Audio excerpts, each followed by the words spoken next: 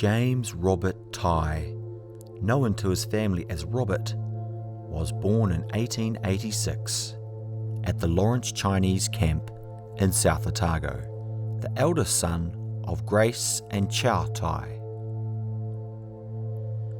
He was educated at the Lawrence District School, where he was remembered by a brother as having a beautiful nature.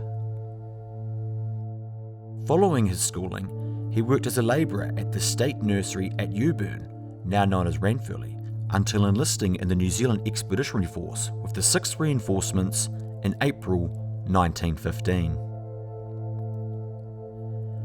He arrived at Gallipoli at the beginning of October that year and was posted to the 4th Dunedin Company of the Otago Infantry Battalion.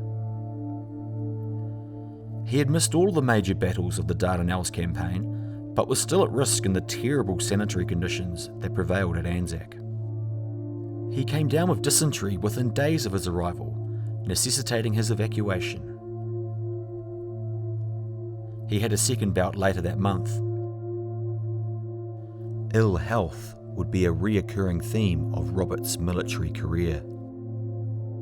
After rejoining his unit in time to be part of the New Zealand Division's relocation to the Western Front in France, Robert caught influenza on their march to the Somme in early September 1916. Then, only a few days after being discharged from hospital, he received gunshot wounds in his arm and hip on the second day of the Battle of Fleur-Courcelette on 16 September 1916.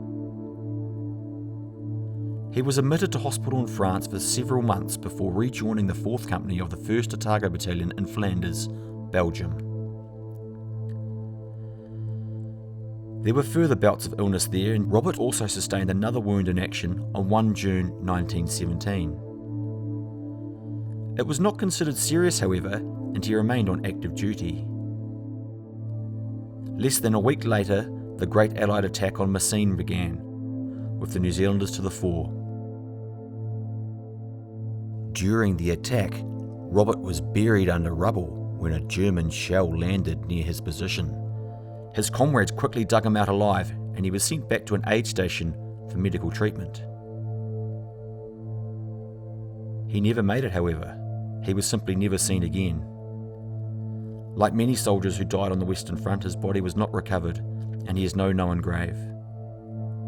His name is recorded, though, on the New Zealand Memorial to the Missing at Messines, near where he died on 7 June 1917.